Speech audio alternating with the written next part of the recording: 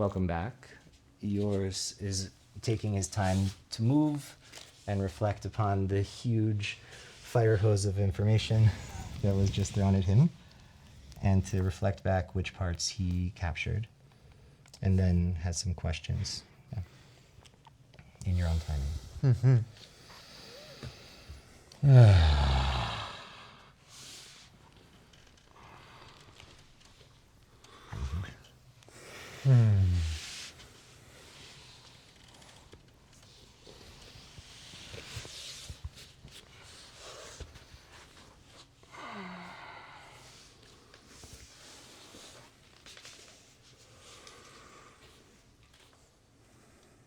Okay, so your request was that I first Summarize a bit of what you got, summarize because the- like confusion usually comes layered on top of impartial understanding.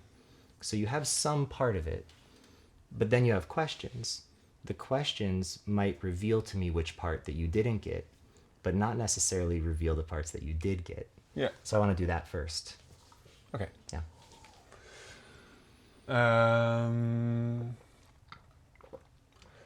So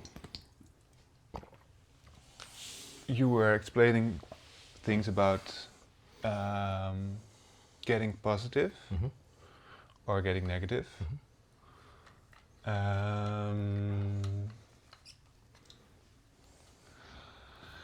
And you were setting out different scenarios. One where we move competitively and one where we move cooperatively.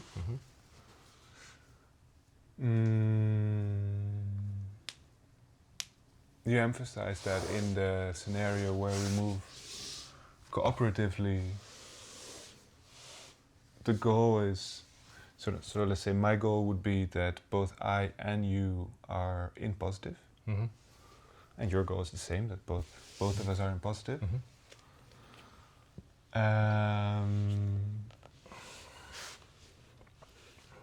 And you emphasized the importance of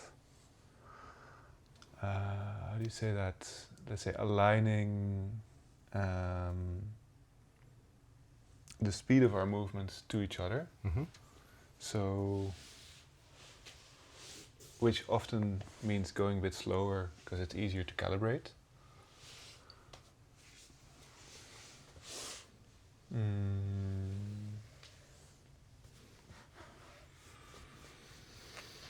Yeah. Cool. Feel free to share your questions. Yeah, I think that's what I got. Yeah, this feels great. That's a great foundation from which to build.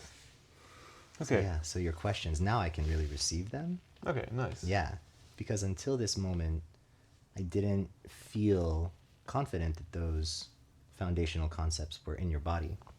But actually, as you're now speaking, the way that we're moving together, it's already more synchronized than before. Huh. Interesting. And so I'm noticing an embodiment of the ideas while you're talking about them, which is super helpful. It's a way to take the ideas from the mind into the body just by reflecting it and naturally allowing movement. Whereas if we had gone directly to the questions, most of the time I and other people ask questions from a state of confusion. And so the body embodies the state of confusion as a way of communicating that I'm confused. That's what we've learned socially to do. If I'm confused, it's normal for me to say, I'm a bit confused with my face and my hands and my it's a little bit unpleasant even to be confused, and to have to ask questions even requires permission. I'm sorry to stop your momentum, but could I ask you some questions, with the possible subtext in our own minds that we're not aware of, being something like, I'm an inconvenience to this person, this is not going well, the filming process is ruined now, whatever. I'm not projecting these onto you specifically right now, to be clear, but just recognizing that in my own history and in my own experience of my body and my mind, when I'm focusing on the confusion, but we haven't yet reached a clear understanding of a shared reality, the other person is confused by my confusion. Because my body's showing it, their body is likely to mimic it. They become also confused. These energies are transferable. Right. Yeah. And so it's just really helpful that we first have an embodied experience of mutual understanding and shared reality. And now we can keep this movement quality going while you reframe your questions into curiosities that you're totally comfortable that you don't understand yet. You just have some curiosities. Oh, Yeah. I love your curiosities. nice. Yeah. So what you curious about? Yeah, I like that framing. Thanks.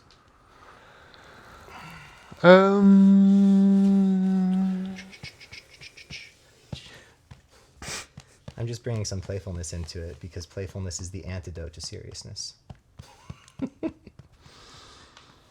So, What you curious about? Sorry.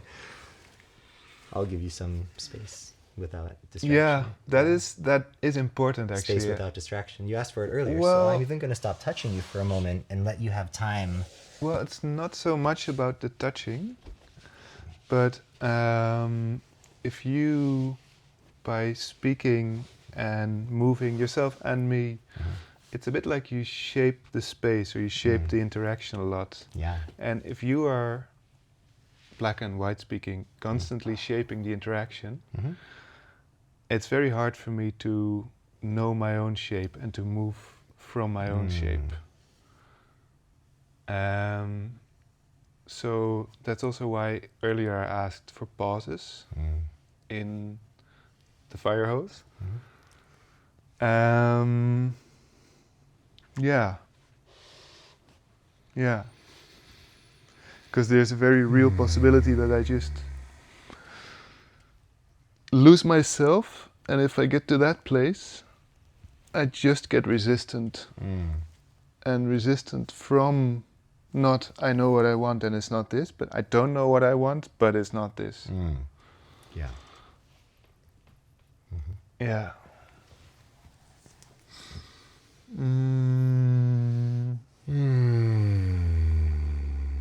And there's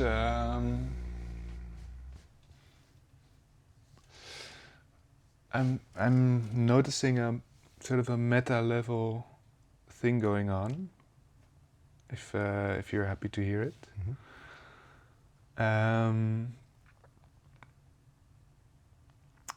You speak, it seems to me, with from a place of teaching.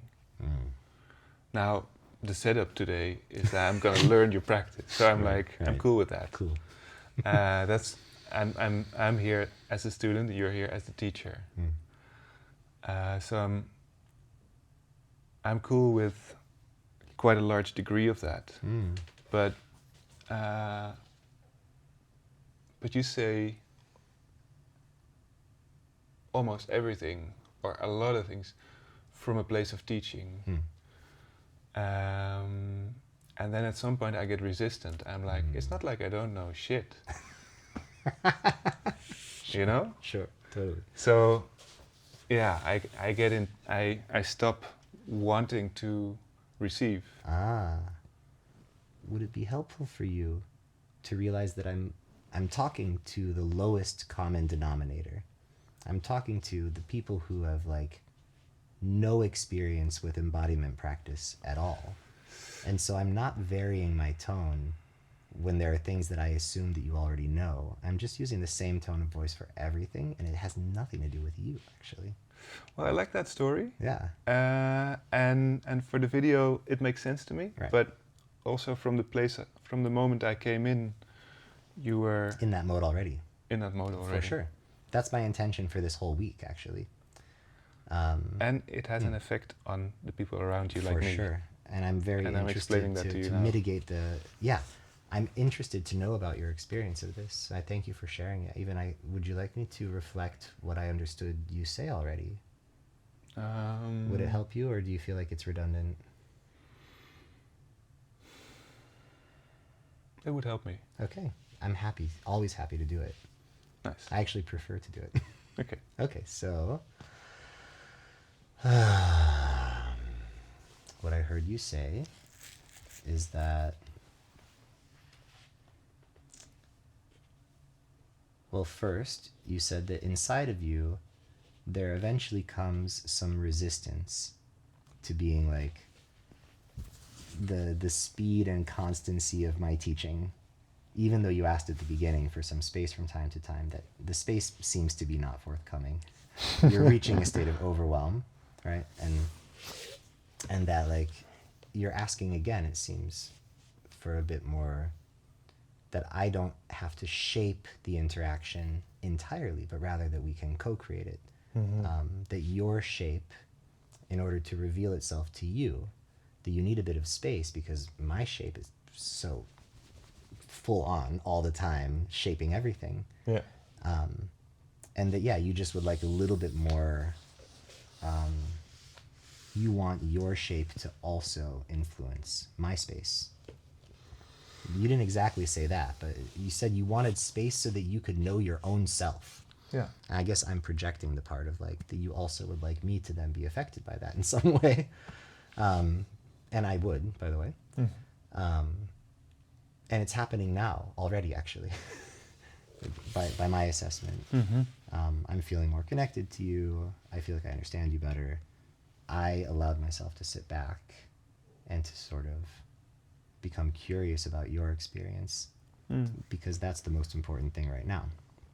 Even though the original intention was like to try and explain to you the dynamic relating system in a short period of time, that there's also like a secondary thing.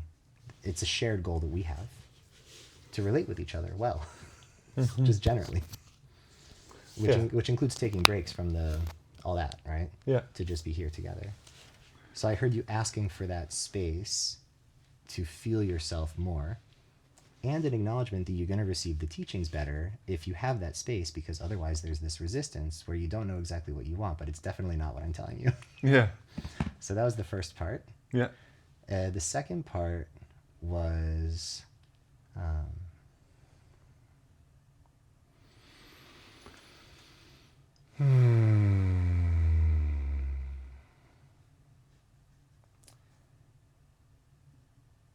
Well, you emphasize that your goal in like telling me this now is that I understand that the strategy that I have is affecting you and affecting other people. It's like a form of feedback, that you're intending to help me because I'm intending to help all of you. So you're helping me help you through this feedback. Yeah. That's what really landed with me. That I really ought to, in order to achieve my own goals, respond actively to this feedback now. Because the first time I heard your request and I was like, yeah, I mean, I'm willing to pause anytime you want. But I was waiting for you to initiate the pauses. But that actually is assuming quite a lot of agency on your part to recognize the exact moment where it's the right amount, and that you even to know that if you hold up a hand, that Davi stops talking, because I didn't calibrate you to that yet.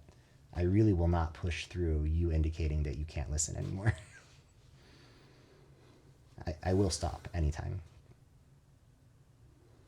And at the same time, now that I know like what your preference is, I can be a little bit more active in leaving long pauses or even asking you,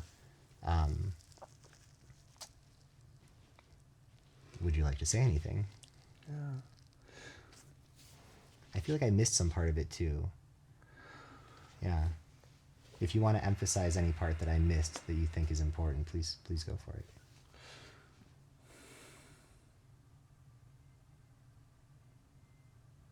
Well,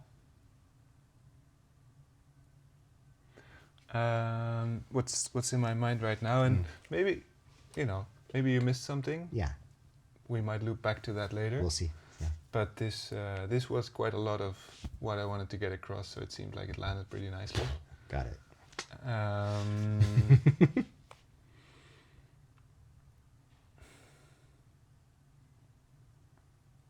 There's something else in our interaction that I notice has been a growing friction from the beginning, but I found it hard to put the exact finger on it. Okay. And it's like I get the impression that you're trying to how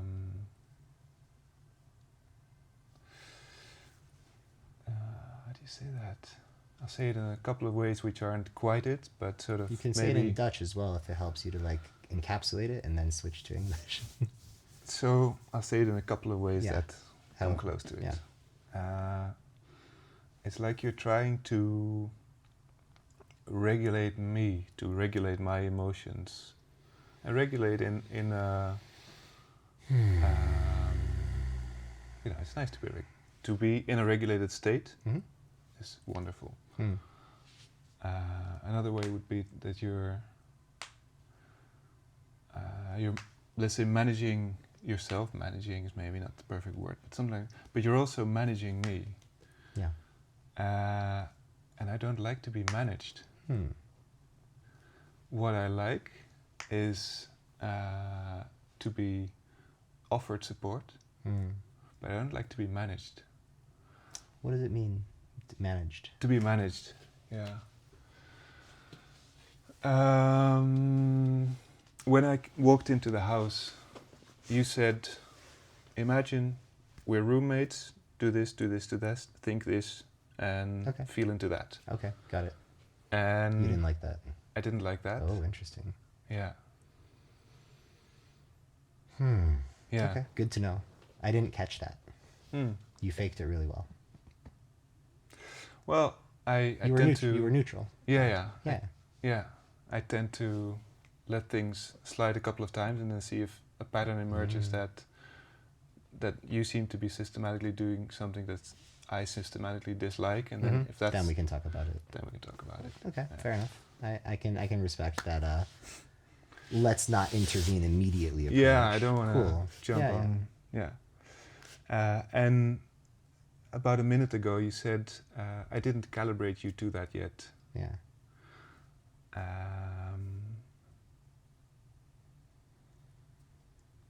And part of it might be wording. It for sure is wording. I think part of it is wording. Okay. Because if you calibrate me, then I feel your hand, and I don't want to hold it right now. Yeah, I understand that you're not holding it. What I'm doing right now is I'm relating with your leg. Okay. Does it feel like? Do you feel how my hand is talking to your leg now, with the back? Yeah. I'm not actually asking to hold your hand. I understood that you were done with the hand. Okay, cool. Cool. By the way, we are calibrating each other right now. We're just like, you're explaining to me your preferences and what your language patterns mean and what you like and what you don't like. And I'm also calibrating you a little bit. We're both calibrating. I don't know if you know what the word means when I say it, but you definitely have an idea that you didn't like. Yeah. Right, for sure. Yeah. Yeah, you felt managed. Yes. Yeah, you don't like that. I get it. Me neither. I also don't like to be managed. But like, that's not what I'm intending to do to you. So it's good that we're having this opportunity to clarify. Yeah. Sure. So I'm still happy to listen more. Yeah. Yeah.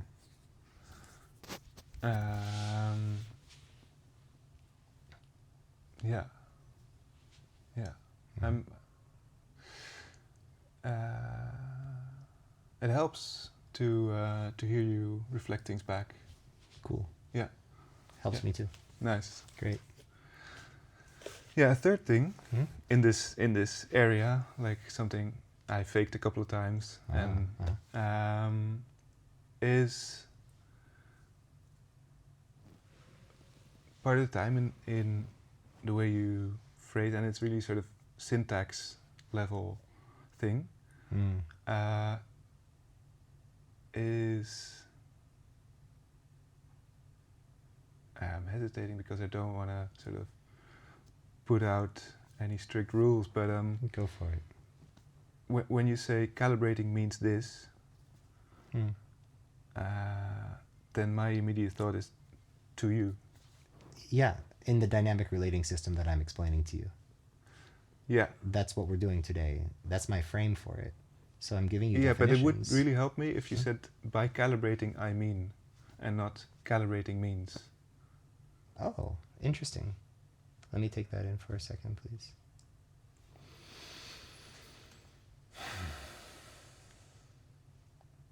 So one way, the way I've been doing it, say calibrating means X. Yeah.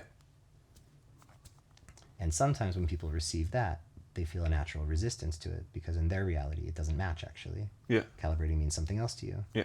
So if I rather frame it as a personal sharing, what I mean when I say calibrating is this. Yeah. That they can easily receive it and not feel oppositional to it. Yeah. Great. Yeah. And That's you're not touching super helpful. Yeah. That's super helpful. Nice. Thank you. Ah, nice. You're welcome. Yeah, I got it.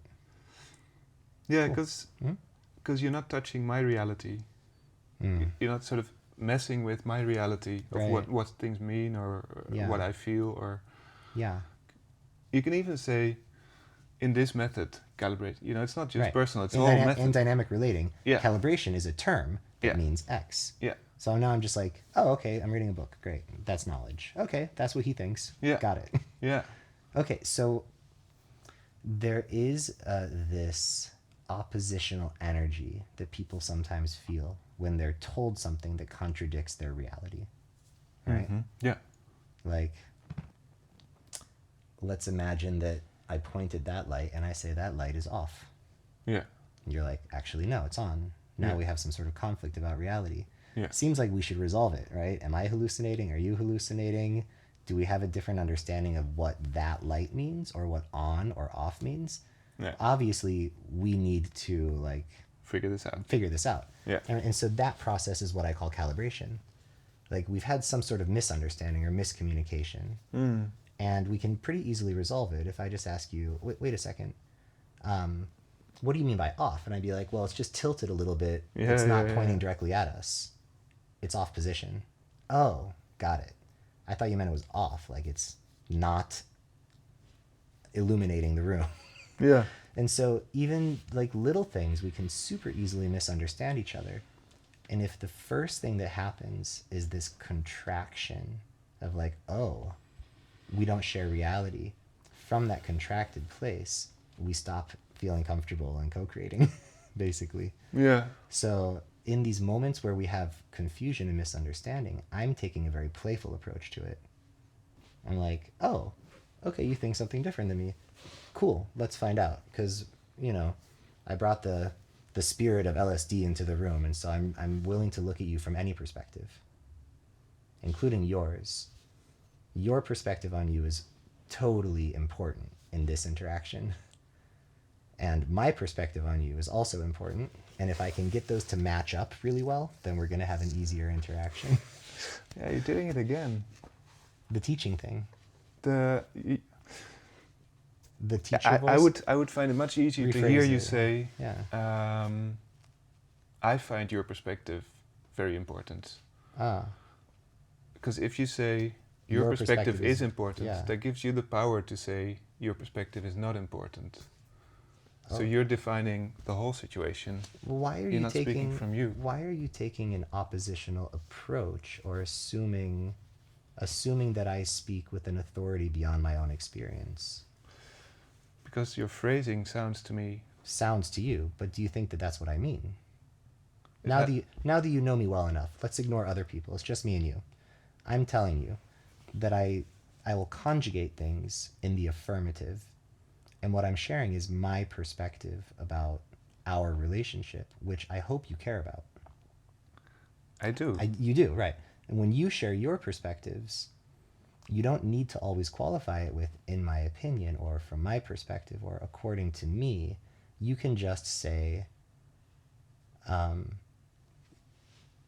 X, that is X, and I will understand what you've meant is, from my unique perspective on reality, this is what I'm perceiving right now. I'm just using shorter phrases and I'm not wasting words. Now, you're asking me to add extra phrases that don't actually add extra information. It just reaffirms to you that I'm not an egomaniacal narcissist who thinks, right? I am really worried that you are an I know. egomaniacal guy. People frequently have this concern. It's projected onto me by many people all the time because of the confidence with which I move through the world. But to be egomaniacal and narcissistic... Well, but also because you don't ask me things. Like what? What should I ask you that I haven't asked you? It could be many things. Yeah. But What would you like to be asked? And when? I'm actually curious about, like, if you could script me, like, how to go back in time to make you feel more comfortable, how would greeting you have been better? okay. Yeah.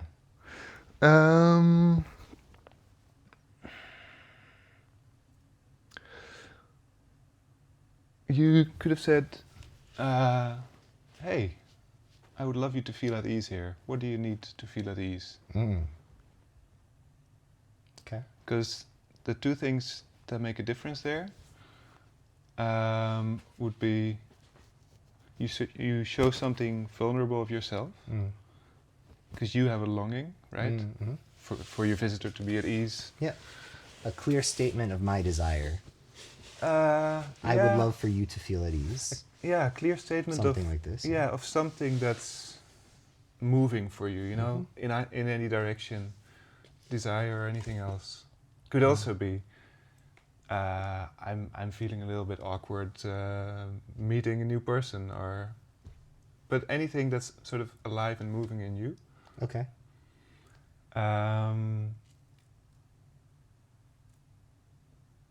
And that also demonstrates that you realize the difference between your world and other people's worlds and sort of the physical world. Or, Mm-hmm.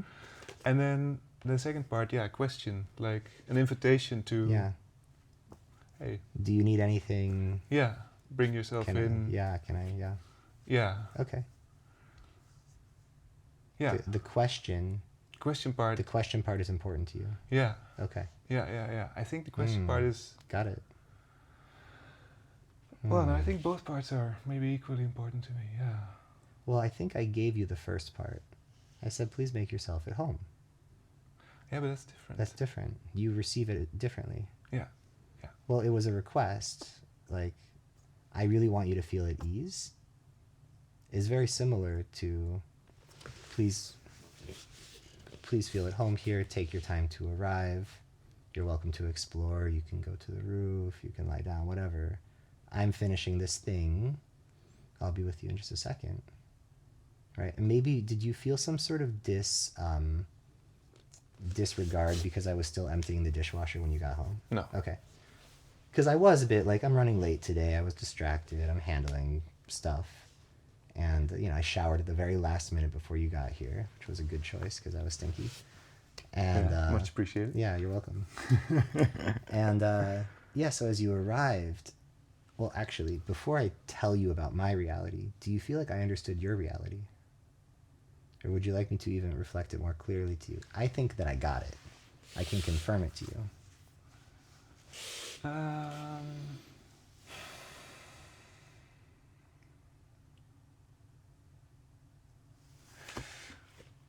No, I think it's okay. Okay. Yeah.